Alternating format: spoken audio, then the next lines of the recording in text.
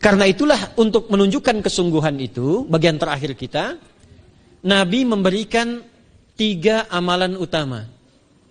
Saya akan bacakan dengan cepat 3 amalan utama.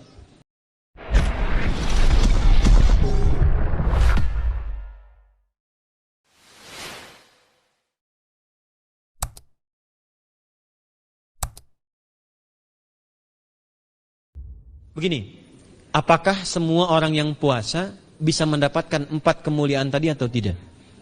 Ini poinnya. 4 itu kalau digabungkan jadi takwa namanya.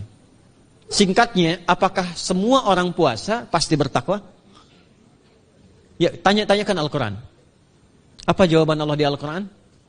Dijawab langsung di ayat Siyam. Al-Baqarah ayat 183. Ya ayyuhalladzina amanu kutiba alaikumus kama kutiba alal ladzina min la'allakum. Nah, kalimat tattaqun itu diawali dengan kata la'allakum. La'alla itu namanya harfu taraji. Saya ulang ya, di ilmu nahwu la'alla disebut harfu taraji. Al-Imam As-Suyuti berkomentar begini. Setiap ada satu harapan, keinginan besar yang ingin dicapai, tapi diawali dengan kata la'alla atau la'allakum, ini menunjukkan bahwa harapan itu tidak mungkin bisa dicapai kecuali dengan kesungguhan, keseriusan. Jadi ketika Allah menutup kalimat puasa, ayat puasa dengan kata la'allakum seakan memberi kesan, tidak semua orang puasa akan mendapatkan kenaikan takwa dan jaminan 4 kemuliaan tadi, kecuali orang yang serius puasanya. Orang yang sungguh-sungguh puasanya. Karena itulah untuk menunjukkan kesungguhan itu, bagian terakhir kita, Nabi memberikan 3 amalan utama. Saya akan bacakan dengan cepat 3 amalan utama yang dikuatkan oleh beliau kepada para sahabat sebelum tiba Ramadan dan sampai sekarang menjadi kurikulum Ramadan Nabi. Jadi kalau ibu bapak ingin mengeluarkan kurikulum Ramadan Nabi, nanti bikin agenda saat Ramadan. Ya, supaya nggak pusing nanti. Kalau masuk hari pertama apa yang dikerjakan, hari kedua apa yang dikerjakan, subuh apa, siang apa, sore apa. Cuman nanti saya berikan 3 yang pokok ini. Ada 3. 1, meningkatkan sholat. Saya ulang ya, meningkatkan apa? Salat. Kalau meningkat secara singkatnya berarti bertambah dari yang sekedar fardu, tambah dengan apa? Sunnah. Maka dari sekarang keluarkan semua jenis salat-salat sunnah. Keluarkan dari sekarang apa saja, siang dan malamnya. Yang rawatib ada berapa rawatib? Rawatib 12. Ya, rawatib itu yang melekat dengan salat fardu dan menentukan untuk memperbaiki salat fardu. Menambah, jadi kalau kurang khusyuk ditambah dengan sunnahnya disebut rawatib. Bisa sebelum, bisa setelah sholat fardu. Ada 12 dari hadis Nabi SAW. Man shalla isnatai asyrata rak'atan, siapa yang sholat 12 rakaat fi yaumin wa lailatin, yang mengiringi sholat fardu siang dan malam. Ya, bunyalahu bihinna baitun fil jannah, maka akan dibangunkan baginya satu rumah di surga kalau konsisten menunaikan 12 itu sampai meninggal dunia. Sahabat yang mendengar itu mengatakan kompak semuanya, sejak mendengar hadis itu kami usahakan istiqomah sampai meninggal tidak meninggalkannya. 12 itu 2 sebelum subuh, cepat. 4 sebelum zuhur. 2 setelah zuhur. 2 setelah maghrib. 2 setelah isya. 2 rakaat sebelum subuh.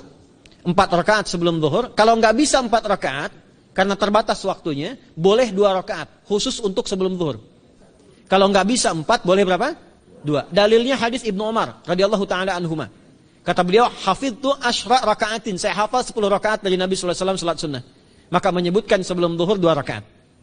Baik, jadi 12 ya. 2 sebelum subuh, 4 sebelum zuhur, 2 setelah zuhur, 2 setelah maghrib, 2 setelah isya. Ini yang disebut dengan rawatib. Jamak dari kata ratib. Di luar ini mutlak. Mutlak ini ada yang berdampingan dengan salat fardu, ada yang terpisah.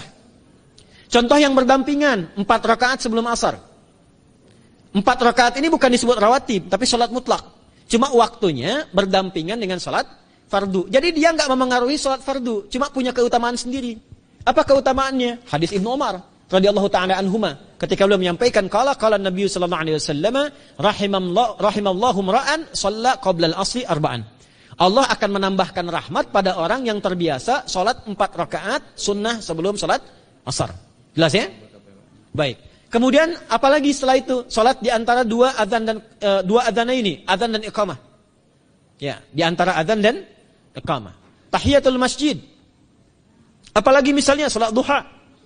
Duha dibagi 3. Awal duha itu kurang lebih 1,5 jam setelah salat subuh.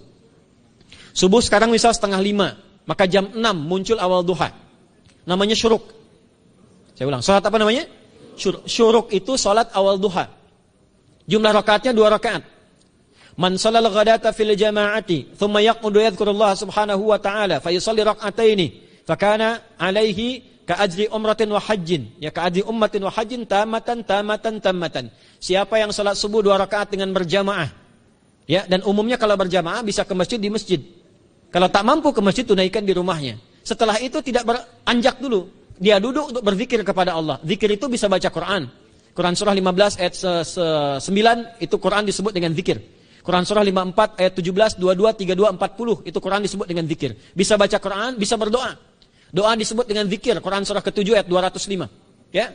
Bisa dengan apa lagi? Bertafakur, ya, mengaji, ta'lim, itu disebut dengan zikir. Ali Imran ayat 190 191. Alladzina yadhkuruna Allaha qiyaman wa qu'udan wa 'ala junubihim wa yatafakkaruna fi khalqis samawati wal ard. Ya, disebut dengan zikir. Bisa bertasbih. Zikir pagi petang, kalimat-kalimat thayyibah, ada itu di Quran surah ke-4 ayat 103. Jadi habis salat subuh zikir dulu. Doa dulu, zikir dulu, belajar dulu, tafsir dulu. Setelah itu muncul syuruk. Perjalanannya disebut isyraq, melewati masyrik, 1 tombak bayangan, dia salat 2 rakaat, itu pahala salatnya senilai haji dan umrah. Sempurna. Bukan sudah haji, bukan.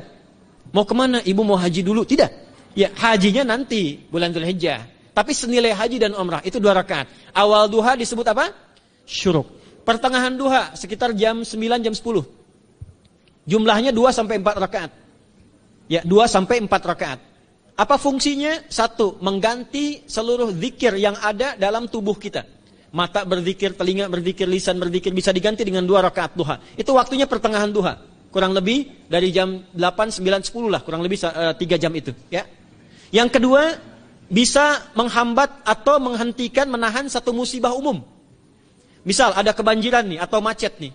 Orang-orang kena macet. Bapak yang biasa salat duha pertengahan itu tiba-tiba ditolong oleh Allah, dibebaskan. Tiba-tiba ada orang datang, Pak lewat sini di sana macet. Atau dibimbing ada kontraflow. Itu manfaatnya duha tuh. Yang pertengahan. Yang terakhir adalah akhir duha. Sekitar jam 10 sampai jam 11 menjelang ke zuhur. Ya, akhir duha itu jumlahnya dari 2 bisa 4 sampai 8 rakaat. Di antara manfaatnya bisa mempermudah datangnya rezeki dengan izin Allah Subhanahu wa taala ketika ikhtiar. Itu duha. Nanti ke malamnya silahkan tahajud, tingkatkan tarawihnya sampai ditutup dengan witir. Itu salat. 2 yang terakhir saya cepat, 2 yang terakhir adalah banyak berinteraksi dengan Al-Qur'an. Ada 3 caranya. 1, banyak membaca. Itu namanya qiraah. Silahkan Bapak Ibu siapkan dari sekarang, targetnya khatam misalnya 1 kali berapa juz? 30 juz. Kalau mau gampang bagi 30. Berarti 1 hari berapa? 1 juz. Paling gampang lagi, supaya nggak capek ngajinya, supaya nggak capek. Bagi 1 juz 5 waktu sholat. Contoh, juz pertama itu Al-Baqarah plus Al-Fatihah. Al-Fatihah saya nggak hitung lah karena sudah hafal ya. Al-Baqarah itu 141 ayat, juz pertama. Bagi 5, 28. Jadi setiap ketemu waktu sholat, bagi 2 lagi. 28 bagi 2 berapa? 14. Sebelum sholat baca 14 ayat, setelah sholat baca 14 ayat. Itu 14 ayat tuh paling-paling nggak nyampe 5 menit Bu, Pak. Kalau investasi 10 menit setiap waktu sholat, bagi 2 kita baca 14 ayat, itu insya Allah selesai Ramadan khatam Quran. Itu udah rumus. Ya, tidak cukup dengan amin, siapkan dari sekarang. Siapkan. Ya. Kemudian mengkaji, kajian, tilawah. Itu tilawah itu di hadis Muslim pahalanya banyak. Ya, majtama'a qaumun fi baitin min buyutillahi. Ya, kita ngajinya Quran hadis ya, biar ya, lebih kuat dalilnya. Majtama'a qaumun fi baitin min buyutillahi yatsluna kitaballahi wa yatadarasuna fima bainahum. Ya, siapa yang bisa tilawah Quran, ngaji, tafsir, keluarkan misalnya untuk Ramadan 10 hari saya pengen tahu Al-Fatihah. Itu ketika dilakukan punya 4 keutamaan. 1, ghasyiyatuhum rahmah. Selama ngaji rahmat Allah dibentangkan. Kalau pengen doa cepat dikabulkan, kalau istighfar diampuni. Yang kedua, awas ini nazalat alaihimus sakinah, diberikan ketenangan dalam jiwa. Bapak Ibu pengen di rumah tangga nyari sakinah, isi dengan Quran di rumah. Amalan terakhir infak. Ya, hadisnya dari Ibnu Abbas, Ibnu Abbas radhiyallahu taala anhuma, qala, ya, beliau mengatakan kana Nabi sallallahu alaihi wasallam ajwadan nas wa ajwadu ma yakunu fi Ramadan. adalah Nabi sallallahu alaihi wasallam itu orang yang sangat luar biasa dermawan dan lembut. Dan bertambah dermawan lagi ketika tiba Ramadan. Apa yang dilakukan Nabi? Mensupport sahabat, siapapun yang punya anggaran untuk infak, disiapkan sebelum Ramadan. Jangan berpikir banyak, Bu. Yang penting ada anggaran. 30.000 nggak ada masalah. Setiap hari 1.000, tidak harus uang. Makanan. Pernah dengar hadis ini nggak? Siapa yang memfasilitasi bukaan orang puasa, walaupun dengan sebiji kurma dan sehirup air, maka dia mendapatkan pahala seperti orang puasa itu tanpa dikurangi sedikit pun. Ada? Hadisnya sahih di At-Tirmidzi. Tapi bukan berarti nyanyi kurma ke Tanah Abang setiap hari 1. Terus minumnya 1 sedotan aja ganti-ganti. Ya, maksudnya apa? Yang paling minimal kita bisa keluarkan. Itu pahalanya 700 kali lipat dikali 10. Paling standar. 700 kali itu standar biasa di hari ini. Dalilnya Al-Baqarah ayat 261 yang dibacakan Adinda tadi kita itu. Ramadan kali 10 lagi.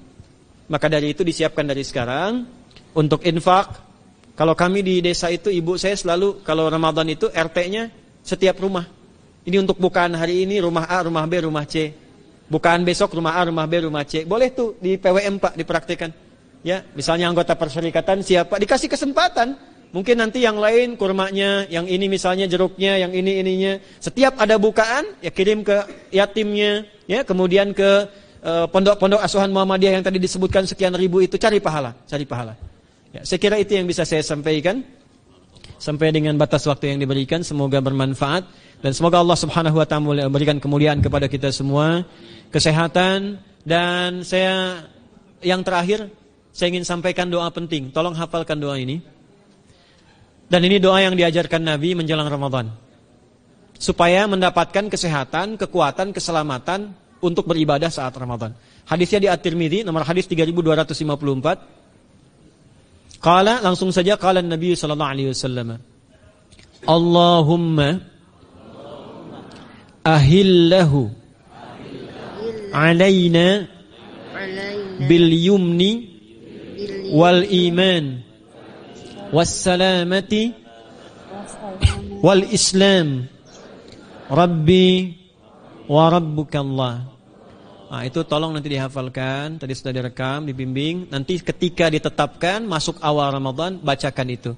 Ya Allah, anugerahkan awal Ramadan kepada kami dengan ketenangan, kedamaian, kekuatan iman, keselamatan, sehat, enggak sakit sampai selesai puasanya, diberikan kekuatan untuk ibadah dalam keislaman dan diikhlaskan hanya karena Allah Subhanahu wa taala. Subhanakallahumma wa bihamdika nasyhadu an la ilaha illa anta nastaghfiruka wa natubu ilaik wa akhiru da'wana anil hamdulillahi rabbil alamin wal 'afu minkum fastabiqul khairat. Assalamualaikum warahmatullahi wabarakatuh.